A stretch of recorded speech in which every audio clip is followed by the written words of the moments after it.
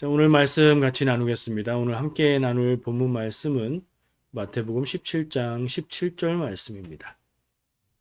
마태복음 17장 17절 말씀. 우리 함께 한 목소리로 봉독하겠습니다. 예수께서 대답하여 이르시되 믿음이 없고 패역한 세대여, 내가 얼마나 너희와 함께 있으며 얼마나 너희에게 참으리요, 그를 이리로 데려오라 하시니 아멘. 자, 읽어서 어떤 말씀인지 금방 아시겠어요? 지난주 이어서 왔던 말씀이니까 이어지는 내용을 기억하면 그 얘기구나. 아직도 기억이 안 나세요? 지난 2주 정도 우리가 예수님이 3명의 제자, 베드로, 야고보, 요한 3명만 데리고 어디 가셨죠? 높은 산에 올라가셔서 예수님은 모습이 변화되시고 모세와 엘리야가 함께 예수님과 대화하고 또 구름 속에서 음성을 듣는 경험을 했죠. 그런 놀라운 경험을 하고, 그래서 그 사건을 무슨 이름을 붙인다고요? 산을 변화산이라고 한다고요. 산 이름은 아니라고 했죠. 자, 그렇게 하고 이제 내려옵니다. 내려오는 길에 또 대화도 하고, 내려와 보니까 사람들이 모여 있는 겁니다. 그러니까 산 밑에에 기다리고 있는 제자들이 있었겠지요. 제자들만 있을까 하고 보니까 다른 사람들이 많이 있는 거예요. 사실 마태복음의 내용에는 다른 사람들에 대한 내용이 기록되어 있지는 않습니다. 근데 요 내용도 평행 본문이 있거든요. 다른 복음서에 보면 같은 내용을 다루고 있는데 자세하게 설명을 해주는 부분이 있어요. 마가복음 9장 14절 16절을 보면요. 이에 그들이 제자들에게 와서 보니 큰 무리가 그들을 둘러싸고 서기관들이 그들과 더불어 변론하고 있더라. 온 무리가 곧 예수를 보고 매우 놀라며 달려와 문안하거늘 예수께서 물으시되 너희가 무엇을 그들과 변론하느냐. 자, 이런 상황이 있어요. 근데 마태복음에는 이렇게 설명은 없어서 요 자리에 이 서기관들이 함께 있었다는 사실이 마태복음에서는 마치 없는 것처럼 나타나고 있는데 마가복음에 보니까 그 자리에 서기관들이 같이 있었고 변론하고 있었고 많은 무리들이 변론했다는 건 논쟁하고 얘기하고 막 그랬다는 거죠. 그리고 나서 어떤 사람이 예수님 앞에 나와서 절하면서 이렇게 말합니다. 이건 마태복음 내용에 나와 있지요. 17장 15절 16절 본문 말씀의 바로 앞절인데요. 그 사람이 하는 말이 주여 내 아들을 불쌍히 여기소서. 그가 간질로 심히 고생하여 자주 불에도 넘어지며 물에도 넘어지는지라. 내가 주의 제자들에게 데리고 왔으나 능히 고치지 못하더이다. 이 상황이에요. 예수님과 세 제자는 산 위에 올라갔다 내려오는 사이에 무슨 일이 있었냐? 나머지 9명의 제자들에게 아들이 간질병이 있어서 그걸 고쳐달라고 데리고 온 아버지가 있었는데 이 제자들이 노력을 했지만 고치지 못하는 겁니다. 그래서 그 상황에 함께 있었던 서기관들이 이게 이렇다 저게 저렇다 그건 죄다 아니다 이건 율법이다 아니다 막 이렇게 논란을 하고 있었던 거예요. 굉장히 어수선했겠죠.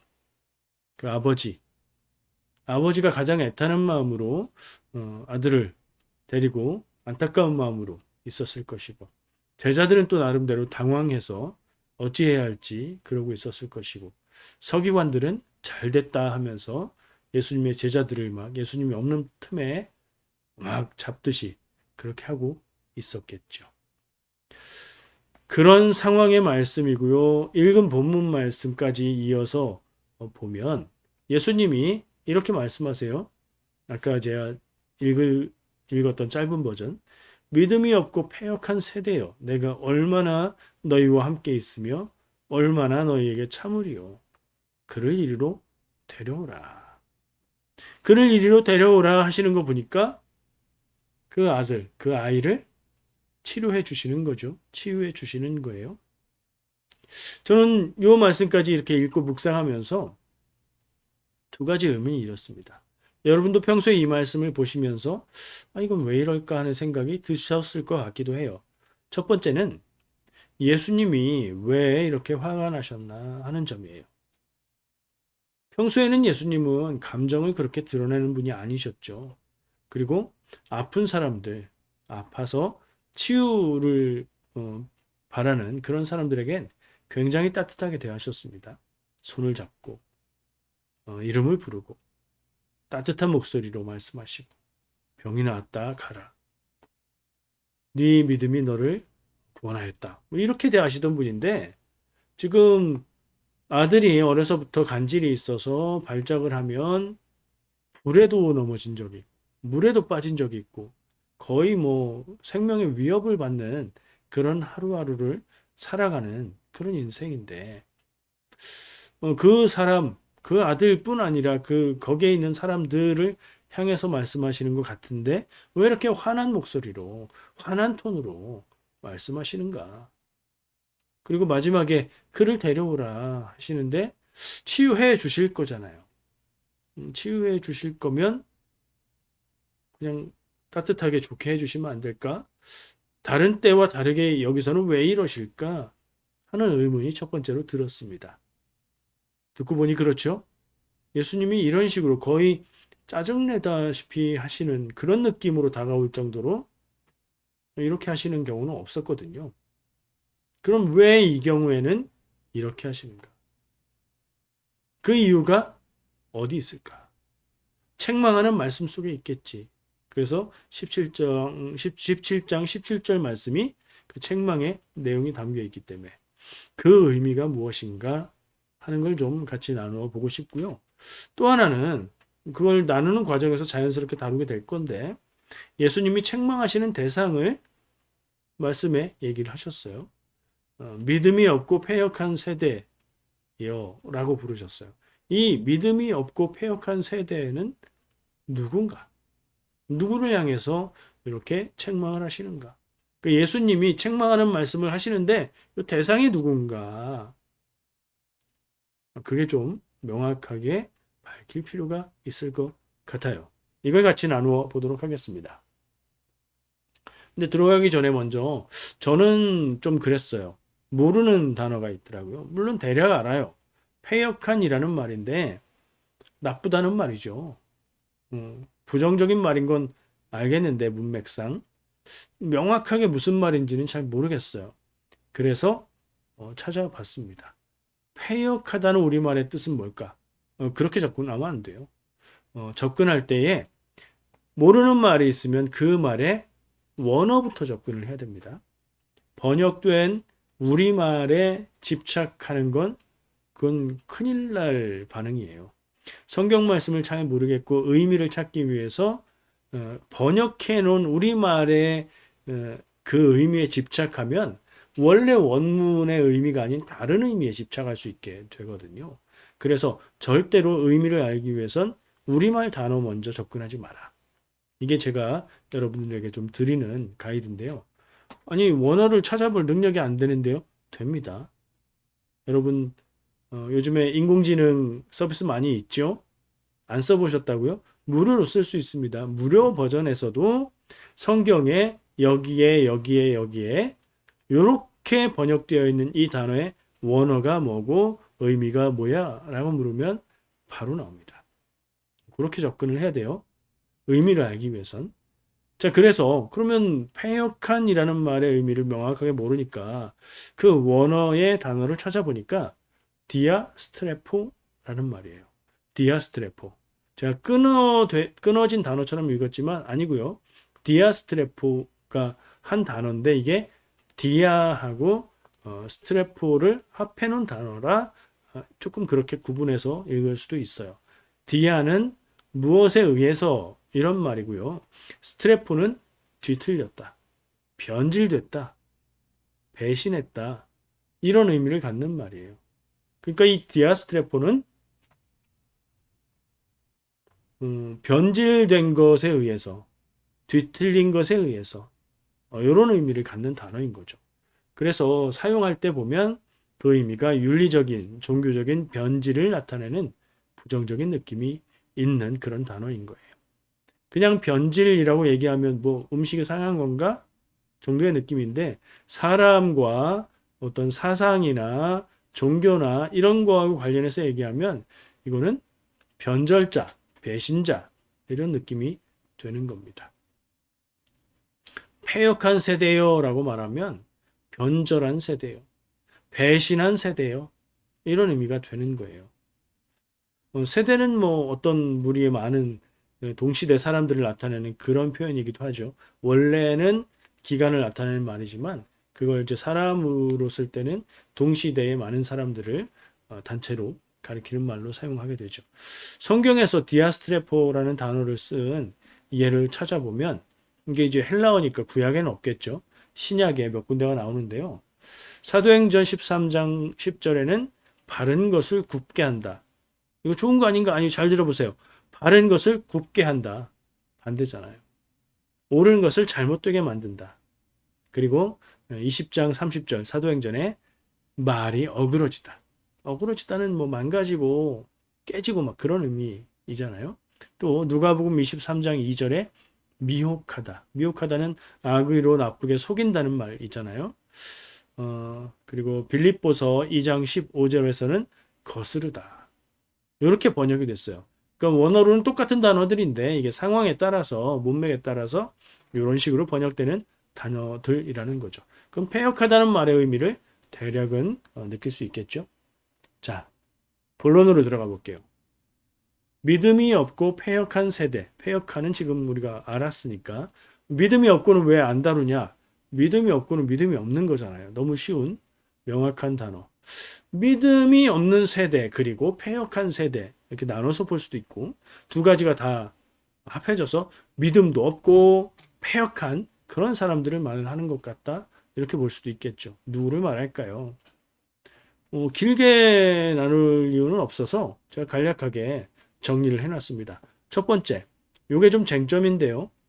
예수님의 제자들 그 중에서도 같이 있었던 3명의 제자들 말고 9명의 제자들 이 사람들이 여기에 들어갈까 말까 들어가야 되나 아니나 혼나야 되는데 혼나는 대상인지 아닌지 이게 명확해야 되겠죠. 제가 어릴 때 동생이 잘못해서 혼나면 옆에서 저는 아무 관계 없는 듯 까불고 장난치고 있다가 어머니에게 이런 말을 들었습니다. 너도 똑같아. 네가 더 나빠. 너도 손대. 가만히 있었으면 안 맞았을 수도 있는데 사랑의 매를 맞았죠. 제자들이 좀 그런 느낌이어서 조금 애매하죠. 들어갈까요? 안 들어갈까요? 믿음이 없고 패역한 세대. 내가 언제까지 너희들과 있고 언제까지 너희들을 참아야 하느냐. 들어갈까요? 안 들어갈까요? 애매합니다. 제자들한테 믿음이 없다라고 말하는 건 좀 심하지 않은가. 이런 생각도 들고요. 조금 뒤에 20절에 가보면 제자들이 예수님한테 우리는 왜 그 병을 고치는 그 귀신 쫓는 걸 못했습니까? 라고 물어요. 그때 예수님이 답하시죠. 답이 뭐예요? 너희 믿음이 작기 때문이다. 거기에서 분명히 몇 절 안 넘어가서 예수님이 너희는 믿음이 작다라고 얘기하시는데 여기는 믿음이 없는 이잖아요. 그러니까 제자들은 아니다 라고 생각할 수 있는데 뭐 좁게 보면 그럴 수도 있지만 좀 넓게 보면 믿음이 없고 패역한 세대라고 책망을 들어야 되는 대상에 제자들은 들어가야 된다고 생각해요. 왜냐하면 제자들이 훌륭하고 정상적이고 멀쩡한 제자들이라면 엑셀런트한 제자들이라면 이 말을 들은 대상이 되면 안 돼요. 그렇죠? 제자들이 믿음이 없으면 안 되고 패역하면 안 되죠. 그런데 애매하단 말이에요. 벌써 그게 잘못된 거예요. 제자들은 믿음이 있어야지요. 큰 믿음이 있어야지.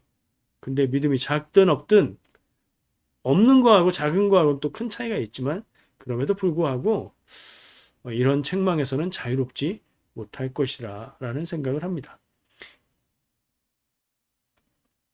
남 얘기로 듣지 말고 내 얘기로 들으셔야 돼요. 제가 생각날 때마다 이런 표현을 말씀을 드리는데 뭐 누군가를 비판적으로 얘기할 때도 이건 내 얘기다 이렇게 받아들이면서 적용하는 게 좋고요. 누군가를 훌륭하게 평안하게 위로하는 내용을 전할 때도 이건 내 얘기다 하고 들어도 좋아요.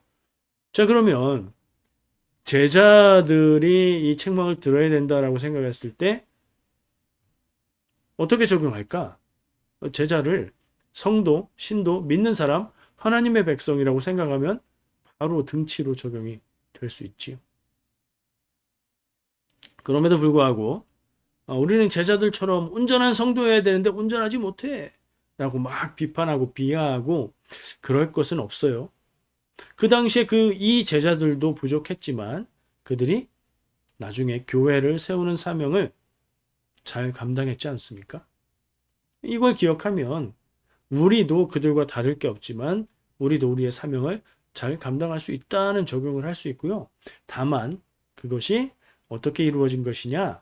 그들의 능력으로 한 것이 아니고 성령님의 인도하심을 순종했을 때에 이루어졌다. 이걸 기억하면 우리도 뭐 그렇게 작아질 필요는 없을 것 같아요. 두 번째, 이 책망을 들어야 되는 사람들은 누군가? 이것 때문에 아까 서기관 이야기를 시작하고 들어왔어요. 마가복음에 보니까 서기관들이 같이 있었고 거기서 막 논쟁을 하고 있었다는 거 아니에요. 서기관들은 누구를 대표합니까? 그 당시 시대의 종교 지도자들을 대표합니다. 구체적으로는 바리새인, 제사장, 사두개인 뭐 이런 사람들을 대표한다고 볼 수 있어요. 그걸 다 뭉뚱그려서 종교 지도자들이라고 말할 수 있겠지요.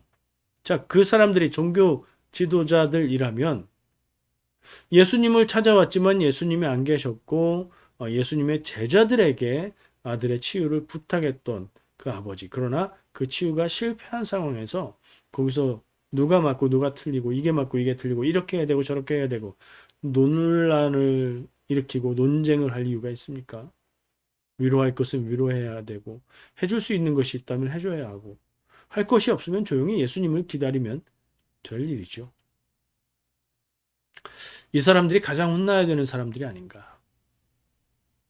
백성들의 고통이 있습니다. 이 말씀에서는 한 아이와 그 아이의 아버지가 고통 가운데 빠진 사람들이지만 많은 백성들이 당대의 많은 유대인 백성들이 고통 가운데 있었습니다. 근데 이들 종교 지도자들은 어땠습니까? 함께 고통 가운데 있었습니까? 그 책임을 통감하면서 어떻게 우리 백성들을 하나님의 뜻대로 살 수 있게 할 것인가? 그것을 고심했습니까? 전혀요.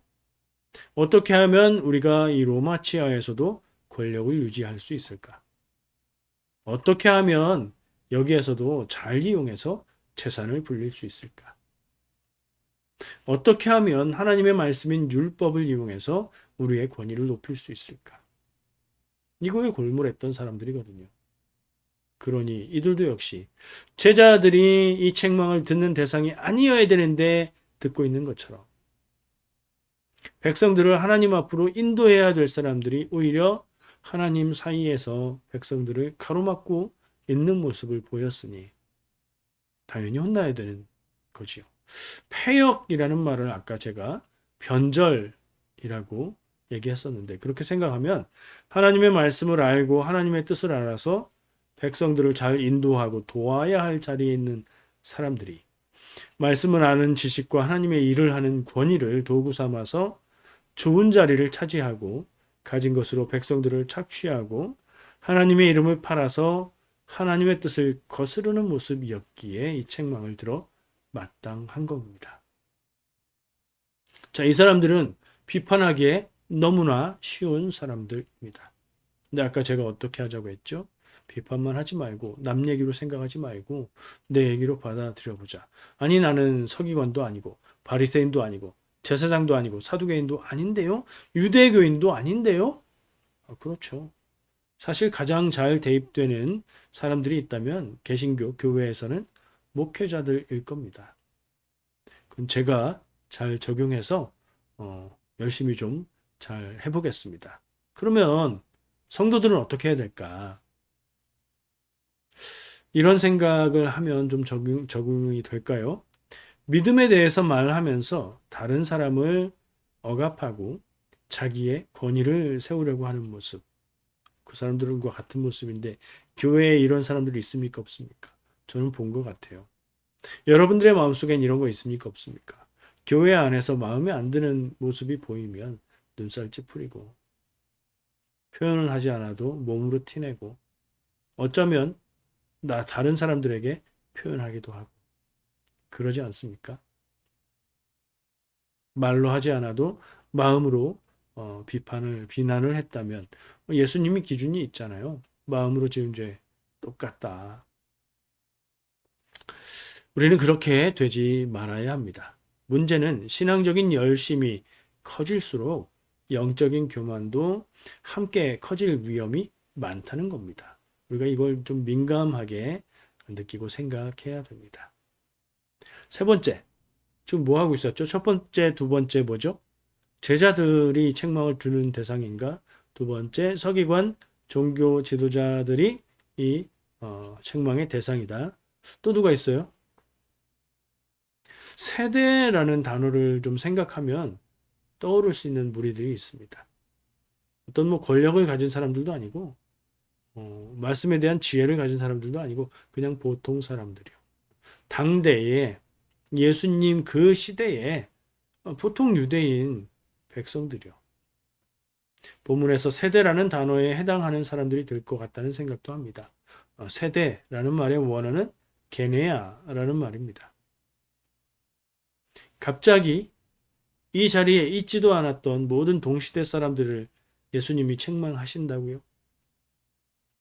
화내거나 혼내는 것이 아니고 예수님의 책망이 정말 어떤 마음, 어떤 의미인가 생각해 보면 안타까움에 탄식하고 걱정하는 것에 가까운 마음이라고 생각해 보면 들어갈 거라고 생각을 합니다.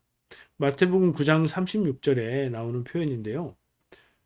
예수님께서 백성들을 목자 없는 양인 것처럼 바라보시고 불쌍히 여겼다는 말씀이 나오죠. 목자 없는 양, 백성들을 바르게 인도할 목자가 없어요. 지도자가 없습니까? 있죠. 아까 얘기했잖아요. 지도자들이 있죠. 근데 선한 목자가 아니에요. 사꾼 목자예요.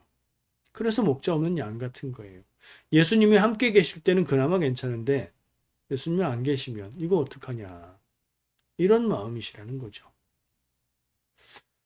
그런 마음으로 그 시대의 유대인 백성들을 바라보면서 혼낸다기보다는 안타까워하고 걱정하는 마음으로 하신 말씀은 아닐까 또 생각할 수 있겠지요. 또 한편으로는 혼날 부분도 있기는 해요. 백성들에게. 뭐가 있을까요? 워낙 백성들은 광범위하니까 꼽기 어렵지만 저는 묵상 가운데 이런 생각을 했어요. 예수님이 이적을 보이실 때 예수님이 뭐 먹을 거를 아무것도 없는데 엄청 주시더라. 병든 사람들 다 고치더라. 말 한마디에 귀신이 떠나가더라. 이런 소문을 듣고 아 그래? 나도 한번 봐야지. 그런 것만 추구하고 모인 사람들 있었을까요? 없었을까요? 기적만 바라고 순간 환호하기만을 좋아하는 사람들 분명히 있었을 겁니다. 예수님은 어떤 분이신지 무슨 말씀을 하고 계신지에는 관심이 없는 사람들. 그들에게는 책망의 말이 될 수도 있겠지요. 자, 우리에게 적용해 볼까요? 이제는 이제 세 번째쯤 되니까 쉽게 할 수 있겠죠? 우리에게도 이런 모습은 없나? 이렇게 적용해 보면 되지요. 신앙생활을 해도 믿음이 자라지 않고 성숙하지 않으며 당장 눈에 보이는 응답만을 구하고 신앙의 신비적인 것만을 바라고 추구하는 모습. 그러면 좋겠다는 마음 여러분에게 있습니까? 없습니까? 저도 그런 생각이 들 때가 있습니다. 자, 그런 마음이 있다면 오늘 예수님의 책망의 말씀 마음에 새겨두시고 그런 마음이 일어날 그때에 우리를 깨우는 말씀으로 삼으면 좋겠다. 이렇게 적용을 해봅니다. 자, 이 책망을 듣는 사람들을 정리해 봤고요. 왜 화내실까? 왜? 도대체 왜? 요걸 한번 나누어 보려고 해요. 근데 제가 앞에서 말씀을 나누는 가운데 조금 암시를 했어요. 힌트가 들어갔어요. 무작정 화내고 책망하시는 게 아닐 수 있다. 의미가 다를 수 있다. 제가 뭘 얘기했죠? 걱정 탄식, 불쌍히 여기는 마음, 그런 마음이시지 않을까 하는 생각을 해볼 수 있어요. 어렸을 때 길을 잃어버리고 부모님을 잃어버렸던 기억이 있으십니까? 저는 한 2번 정도 있고요. 실제로는 아마 더 있을 겁니다. 기억나는 2번도 희미하긴 한데 2번 다 해수욕장이었던 것 같아요.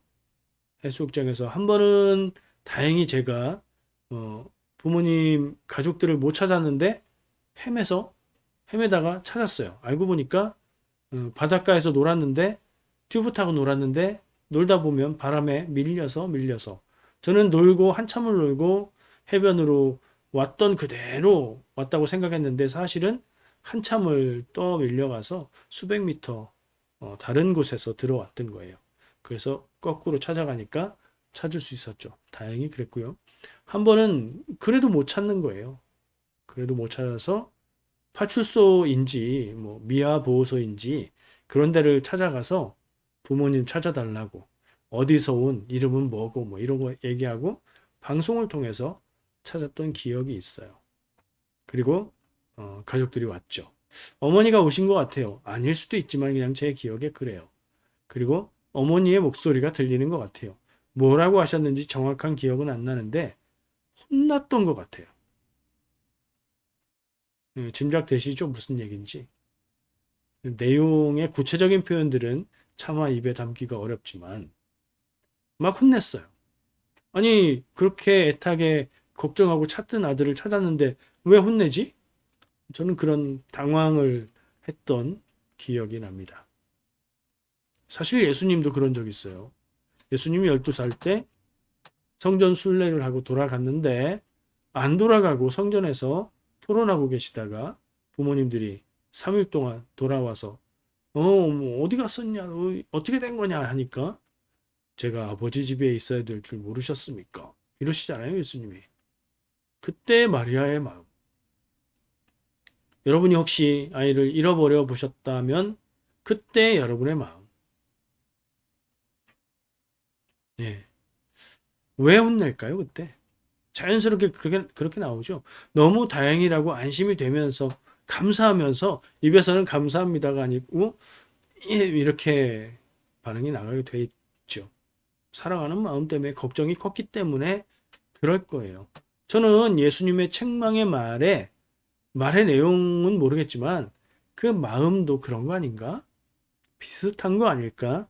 하는 생각을 해봐요. 지금 내 모습을 스스로 어렸을 때 말고요. 지금 저의 모습을 스스로 돌이켜 보면 지금의 나나 지금의 여러분들을 포함한 지금의 우리나 예수님 당시대의 그 믿음이 없고 패역한 세대라고 불렸던 그 사람들이나 크게 다를 것 같지 않거든요. 그 사람들이 특별히 못나고 특별히 악하고 특별히 죄가 많아서 그랬을까? 우리는 복음을 믿고 교회 다니고 예수님 믿으니까 뭐 다를까? 비슷할 것 같은데 하는 생각을 하는 거예요. 예수님이 그렇게 연약하고 어리석은 사람의 수준을 모르실까?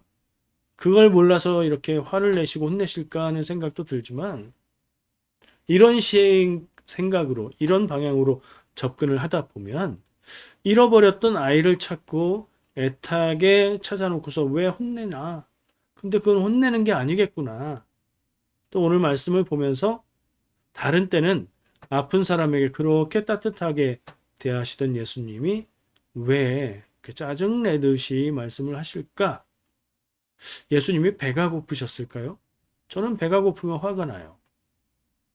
예수님이 몸이 어디가 아프셨을까요? 몸이 아파도 그럴 수 있지요. 근데 예수님이 자기의 감정, 자기의 불편함 때문에 사람들에게 그것을 감정적으로 표현할 만한 그런 분 아니잖아요. 근데요, 예수님 말씀에 단서가 있더라고요.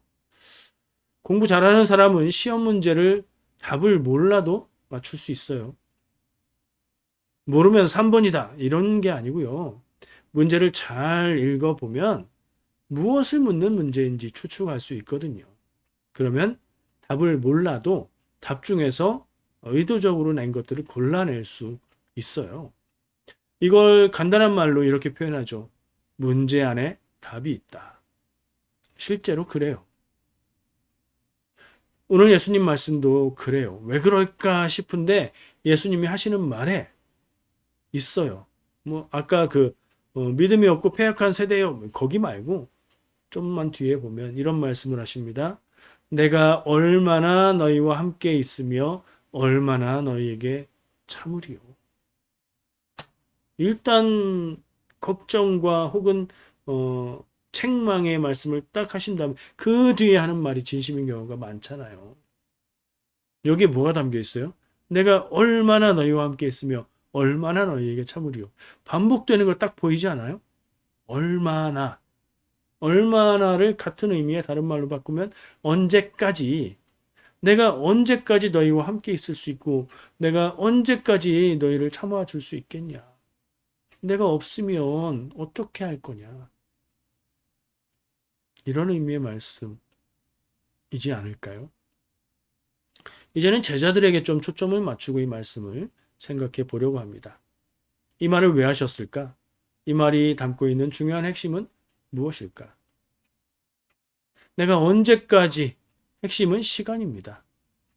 예수님에겐 시간이 많지 않았죠. 왜죠? 때가 되면 십자가에 죽으시고 부활하시고 승천하실 때가 오기 때문에, 제자들을 떠나실 때가 오기 때문입니다. 언제까지나 주님이 못한 것을 해줄 수가 없고 언제까지나 주님이 답을 알려줄 수가 없기 때문인 거죠.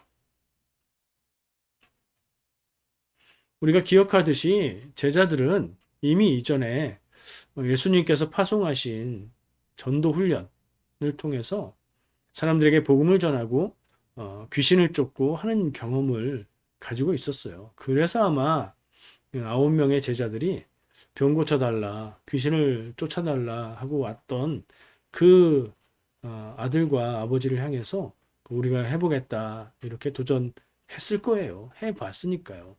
그런데 했더니 어때요? 안 되는 거예요. 왜 안 됐다고요? 그 원인은 믿음이 작기 때문에요. 이 사역을 감당하기에 아직은 믿음이 작은 거예요. 그 정도 수준밖에 안 되는 거죠. 여전히 믿음이 작고 부족하고 훈련은 받았지만 연약한 제자들을 바라보시면서, 특히 이번 이 사건을 바라보시면서 주님의 마음이 어떠셨을까? 오래지 않아서 나는 이제 너희들을 떠나가야 되는데 지금까지 이렇게 있으면 어떡하지? 그 마음을 표현하신 것이 아닐까요? 믿음이 없지는 않지만 믿음이 없는 사람과 다를 것이 없는 상태인 그런 모습. 훈련할 때는 됐는데요. 그죠? 원래 운동선수들도요, 훈련할 때는 잘합니다. 되던 기술이 실전에 가서 안 되는 거예요. 훈련 때 성적이 기록이 훨씬 더 잘 나옵니다. 실전에서 연습했던 만큼을 할 수 있으면 그게 최고의 선수인 거예요. 근데 훈련 중이고 초짜이고 아이돌로 치면 연습생이고 군인으로 치면 훈련병이기 때문에 배웠어도 잘하지 못하는 거죠. 우리가 기억하기에 분명히 이 사람들은 복음서를 보면 예수님이 제자들을 파송해서 전도훈련한 내용이 2번 나옵니다. 12명을 파송해서 훈련을 시키신 적이 있고요. 마태복음 10장 1절에 나오고요. 거기에서 보면 예수님이 제자들에게 귀신 쫓는 능력과 병과 약한 것을 고치는 능력을 주셨다고 기록하고 있어요. 또 누가복음 10장 17절에 보면 70명을 파송하는 내용도 나오는데요. 그때는 돌아와서 보고하기를 이렇게 말합니다. 주의 이름이면 귀신들도 우리에게 항복하더이다. 이런 경험이 있었지만 지금 실전에서는 안 되는 모습, 그런 부족하고 연약한 모습, 그런 모습을 보시면서 예수님은 걱정스럽고 안타까우셨을 것 같아요.